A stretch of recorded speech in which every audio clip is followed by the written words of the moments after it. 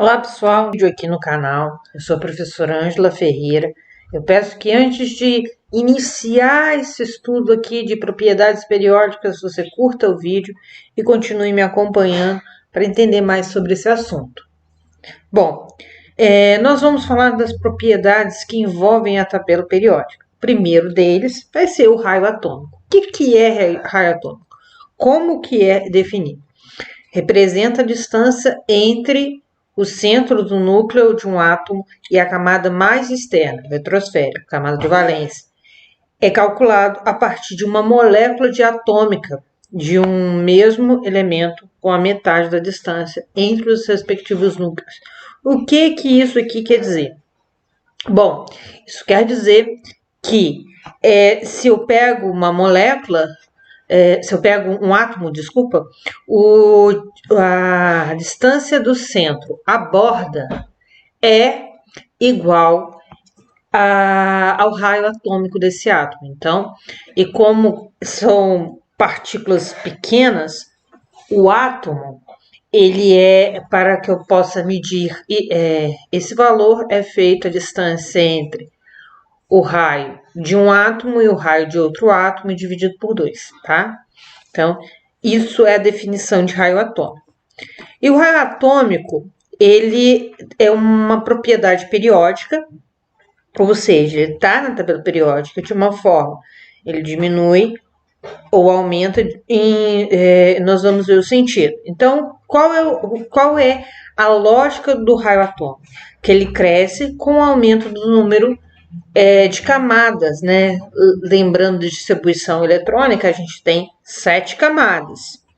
Então, à medida que eu aumento o número de camadas, eu aumento o número atômico. E ele diminui com o aumento do número atômico. Então, o que isso traduzindo em palavras da tabela periódica lá? Eu tenho à minha esquerda os elementos maiores da tabela periódica. E esses elementos, eles são os que possuem mais camadas. E à direita, eu tenho os elementos com menor número de camadas e menores na tabela periódica. Então, o aumento do raio atômico é da direita para a esquerda. E de cima para baixo.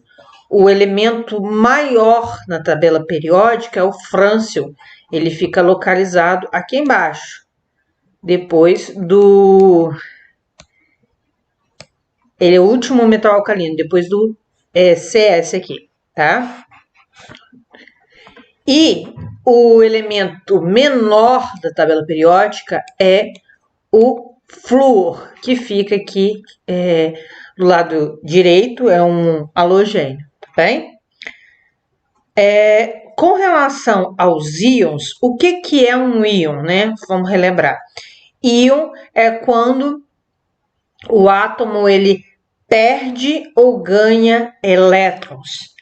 Se ele perde elétrons, ele forma cátions, tá? E se ele ganha elétrons, ele forma ânions. Quando o íon é um cátion, ele perdeu o elétron, que é carga positiva.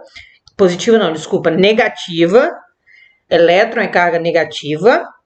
E ao perder elétron, ele adquire carga positiva, tá bem? Então, por exemplo, eu tenho sódio Na. O sódio, ele tem tendência a perder elétrons em uma ligação química, por exemplo.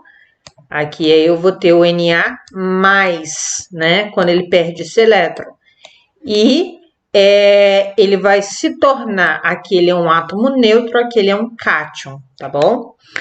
E como que eu comparo o raio iônico do cátion? Vamos a um exemplo, tá? Suponha um elemento aqui que ele tem 4 prótons, ele está neutro, e 4 elétrons, tá? E aqui eu tenho as camadas duas camadas desse átomo, beleza? E esse átomo, ele tem tendência a perder esses dois elétrons aqui da sua última camada e ficar só com a camada aqui de dentro, digamos assim. Então, ao perder esses elétrons dessas duas camadas aqui, o núcleo que é positivo vai atrair mais fortemente o elétron, os demais elétrons que sobraram, e com isso o raio vai diminuir. Logo, porque o que era distribuído para 4, a força de atração que era distribuída para 4 elétrons, agora é para 2 só. Então, o raio de um cátion, ele sempre será menor do que o seu átomo original. A gente pode dizer o seguinte: o raio do átomo neutro é sempre maior do que o seu respectivo cátion, beleza?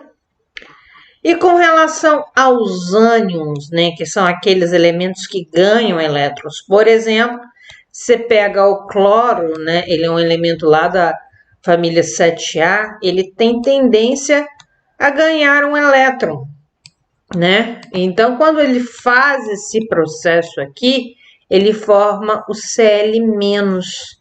E aqui eu tenho um átomo neutro e do lado de cá eu tenho um ânion, que é um átomo com carga negativa. Ok. Suponha agora que eu tenha um átomo que tenha 5 prótons e 5 elétrons.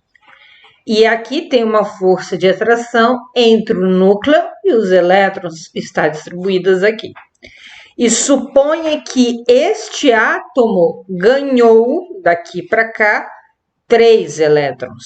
Então, a força que era distribuída do núcleo com os elétrons, para 5 elétrons, ela passou a ser distribuída para 8 elétrons. E, digamos assim, as camadas vão dar uma afrouxada. Então, logo, o que a gente vai ter é uma expansão desse átomo.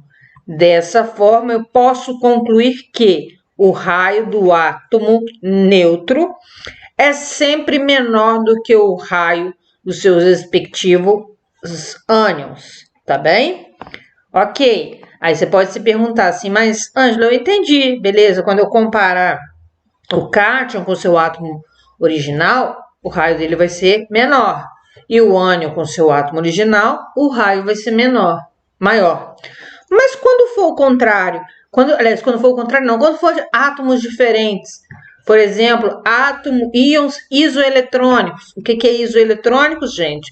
Isoeletrônicos é quando você tem o mesmo número de elétrons, tá? São átomos com o mesmo número de elétrons, beleza? Então, eu estou comparando átomos com o mesmo número de elétrons. Quando você compara átomos com o mesmo número de elétrons, terá maior raio o íon que tiver menor número atômico. Vamos supor o seguinte: se eu comparar o sódio neutro, ele tem 11 elétrons. Quando ele perde um elétron, ele perdeu um elétron, então ele tinha 11, ele passou a ter 10, tá? E o número atômico dele, né, o número de prótons do sódio é 11. Vamos anotar essa informação aqui, que ela vai ser relevante. Agora, quando eu tenho, por exemplo, flúor neutro, ele tem 9 elétrons. Quando eu tenho flúor menos, ele vai ter também 10 elétrons. E o número atômico do flúor é 9. Tá? Se eu comparar esses dois átomos aqui, sódio mais, íon, esses dois íons, sódio mais e o íon fluoreto aqui, eu posso perguntar para você qual é aquele que tem maior raio. Aí você vai dizer o seguinte: maior raio é o que tiver menor número atômico. Então, quem tem o maior número atômico aqui? O flúor. Isso ocorre devido a um efeito de proteção que a gente chama de efeito de blindagem, tá bem? Eu fiz uma aula para explicar isso, eu vou deixar aqui nos cards, caso você queira entender por que isso acontece, tá bem? Outra propriedade é a eletronegatividade. O que é eletronegatividade? O que o nome eletronegatividade me lembra? Elétron e negatividade. Elétron é negativo, é carga negativa. Então, é a capacidade que o núcleo do átomo tem de atrair quem? Elétrons, envolvidos numa ligação química. E aí, aqui a gente tem a tabela periódica. Vamos pensar o seguinte, do meu lado esquerdo, eu tenho átomos grandes. Do meu lado direito, eu tenho átomos pequenos, certo? Se eletronegatividade está relacionado com a capacidade de atrair elétrons em uma ligação química, o núcleo atrai o elétron, né? O núcleo está no centro e ele vai atrair um elétron que está fora das camadas, por exemplo, assim. Ele está aqui do lado de fora, né?